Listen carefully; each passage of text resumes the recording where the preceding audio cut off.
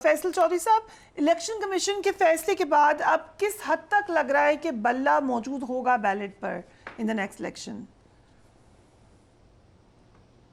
मेरे ख्याल में वो जो इलेक्शन कमीशन का फैसला है वो तो चैलेंज हो जाएगा।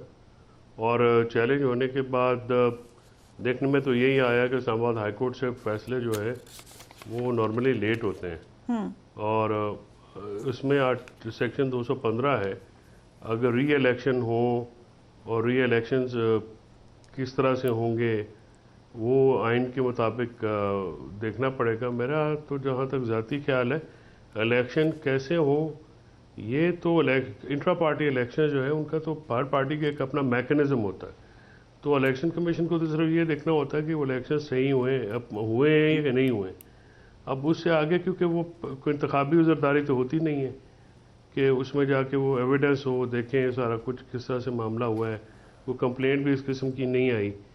तो बल्ले का निशान जो है वो तो अगर आप इस तरह से लेंगे तो फिर उस पर बड़ा एतराज़ उठेगा, उस पर तो लोग मोतरज़ होंगे। पहले इलेक्शन की जो शफाफियत है उसके ऊपर तो पब्लिकली तो बिल्कुल मेरा नहीं ख्याल कि कोई ट्रस्ट कर रहा है। जिस तरह से पार्टियों को दीवार से लगाया जा रहा है पंजाब में, ख़ासकर सिर्फ एक पार्टी को सिक्योर करने के लिए, और जिस तरह से उनको जो है हर तरह की इमदाद दी जा रही है, उसमें पीपल्स पार्टी के लीडरान रिकॉर्ड पे हैं कि निगरान नहीं, ये नून लीग की हुकूमत है। तो इस तरह का काम अगर होंगे तो इस इलेक्शन को सिर्फ होना तो नहीं होता, आइनी और कानूनी तौर पे इलेक्शन जो है वो फेयर जस्ट ऑनेस्ट इलेक्शन होगा तो उसको तस्लीम करेंगे। वरना जो है इलेक्शन तो पहले भी पाकिस्तान में हुए हैं, और फिर जो गैर शफाफ इलेक्शन दुनिया में, तो कोई पाकिस्तान पहला मुल्क नहीं है जहाँ पे हुए, जहाँ पे होते हैं या हुए हैं या होंगे। तो फिर इसका शाखसाना भी होगा, इसके नतीज भी होते हैं और पूरी दुनिया में निकले हैं। और राइट, लेकिन जो इस वक्त मुश्किलात दरपेश हैं पीटीआई को, पीटीआई तो फिर भी क्लेम कर रही है कि हम इलेक्शन में परफॉर्म कर लेंगे, लेकिन रियलिस्टिकली जब आपकी पार्टी का स्ट्रक्चर ना हो, पार्टी के लोग जेल में हो ही ना, लोग छोड़ के जा चुके हों, पंजाब की सियासत को देखते हुए आपको क्या नज़र आ रहा है? वहाँ पे इस्तेकाम पाकिस्तान पार्टी भी है, पीपल्स पार्टी भी है, PMLN भी है और PTI भी है, पर आपको क्या लग रहा है कि नेचुरल इंक्लिनेशन फिर PMLN की तरफ ही होगी लोगों की? नहीं, देखिए पीपल्स पार्टी और IPP का तो कोई वजूद नहीं है इस वक्त पंजाब में। पीपल्स पार्टी के पास शायद 2-3 सीटें हों, IPP के कुछ अपने ज़ाती असर और सूख वाले लोग हैं, वो अगर कोई सीट निकाल सकें, लेकिन वो तो अभी क्योंकि बहुत नई पार्टी है उसको तो टाइम लगेगा बनने के लिए। अभी तो वो लोगों को शामिल किया जा रहा है, जिस तरह से शामिल किया जा रहा है उस पर भी लोग मोतरज़ हैं, तो पीपल्स पार्टी की भी फुटिंग नहीं है। तो इसमें नेचुरली जो तमाम जो बेनिफिट्स हैं वो तो, या इसका बेनिफिशरी जो है वो तो नून लीग है, मियां नवाज शरीफ साहब में, उसके अलावा तो कोई पार्टी नहीं है। तो अगर आप पार्टी में अगर रन में ही एक पार्टी होगी तो फिर लोग दूसरी पार्टी तो को वोट नहीं देगा ना। और PTI की मुश्किलात जो हैं वो बिल्कुल ज़्यादा हैं, उनको तो 3rd ईयर को भी कोई जलसा या कॉर्नर मीटिंग करने की भी इजाज़त नहीं है। तो इससे साफ जो मैसेज है वो तो बड़ा क्लियर है कि PTI को शायद इलेक्शन नहीं लड़ने दिया जाएगा। बाकी ये कि अगर नाम की कोई पार्टी रखनी है PTI तो वो बेशक रखें, उसमें क्या होता है, लेकिन जिस तरह से एक इक्वल अपॉर्चुनिटीज़ या इक्वल चांसेस देने हैं वो नहीं होंगे तो फिर सिलेक्शन को सिलेक्शन ही कहा जा सकता है, इलेक्शन तो नहीं होगा फिर। राइट, दूसरी तरफ इलेक्शन कमीशन ऑफ पाकिस्तान ने आज आइंदा आम इंतखाबात की तैयारियों से मुतालिक अहम इजलास कंडक्ट किया, जिसके बाद जारी होने वाले एलामिया में ये कह दिया गया है कि इलेक्शन कमीशन इंतखाबात के लिए मुकम्मल तौर पर तैयार है। दूसरी जानब जस्टिस अथा मनिल्ला का इंतखाबी ताख़ीर केस में इजाफी नोट सामने आया है, हम उसको भी देख लेते हैं। उसमें उन्होंने कहा पाकिस्तानी वोटर्स को इंतखाबी अमल से बाहर रखना बुनियादी हकूक़ के मुनाफी है, आइन और कानून के बरखिलाफ निगरान हुकूमतों के ज़रिए अमूर चलाए जा रहे हैं। मुकर्ररा वक्त में इंतखाबात आइनी तकाजा है और इंतखाबात ना करवा कर अवाम के हकूक़ की खिलाफ वर्जी साबित हो चुकी है। इंतखाबात में ताख़ीर को रोकने के लिए मुस्तक़बिल में ठोस इक़दामात की ज़रूरत है। अदालत का ये काम नहीं कि वो इंतखाबात की तारीख का तयन करे। 90 रोज़ में इंतखाबात करवाना सदर मुमलिकत, गवर्नर्स और इलेक्शन कमीशन की जिम्मेदारी थी। 8 फरवरी को तारीख देने से सदर इलेक्शन कमीशन ने खुद को बेनकाब कर दिया है। उन्होंने आइन की खिलाफ वर्जी की है। गवर्नर खैबर पख्तूनख्वा ने 90 रोज़ में इंतखाबात के इनेकाद की तारीख ना देकर आइन की खिलाफ वर्जी की है। केपी और पंजाब के गवर्नर्स ने अपनी आइनी जिम्मेदारियां पूरी नहीं की। सवर भाई साहब, thank you so much for being on the programme. किस तरीके से देखते हैं आप अथर मनीला साहब के इख्तलाफी नोट को?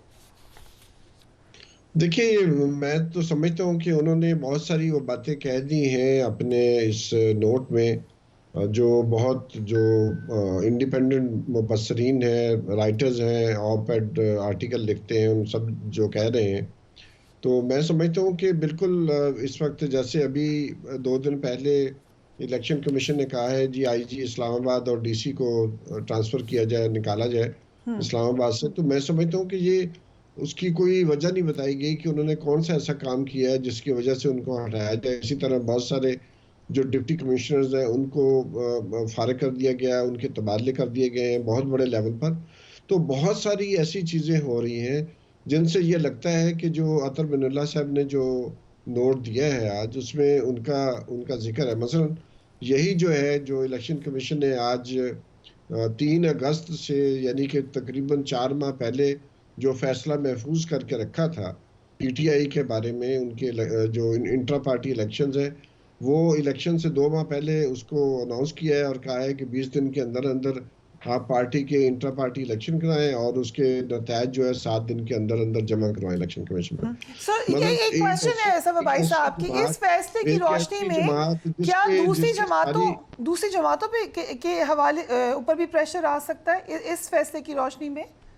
देखिए, दुनिया का बेहतरीन फैसला जो है या कानून है वो फेल हो जाता है अगर उसको सिलेक्टिवली इम्प्लीमेंट किया जाए। तो मुझे लगता है कि जो अगर हम देखें तमाम सियासी जमातों ने जो अपने इलेक्शंस करवाए हैं उनके म्यार को परखें, तो जो इलेक्शंस एक्ट का चैप्टर 11 है उसके ऊपर उसको अगर हम उसको टेस्ट करें तो वो सारी पार्टियां उस पर फेल होती हैं। शायद 1-2 जमातें हैं जो पास कर सकेंगी, क्योंकि कोई भी जमात अपनी जो बहुत सारे अहदेदार हैं वो जो सदूर होते हैं पार्टियों की या चेयरमैन होते हैं, वो अपनी मर्जी से उनको नॉमिनेट कर देते हैं, उनके कोई इलेक्शंस नहीं होते।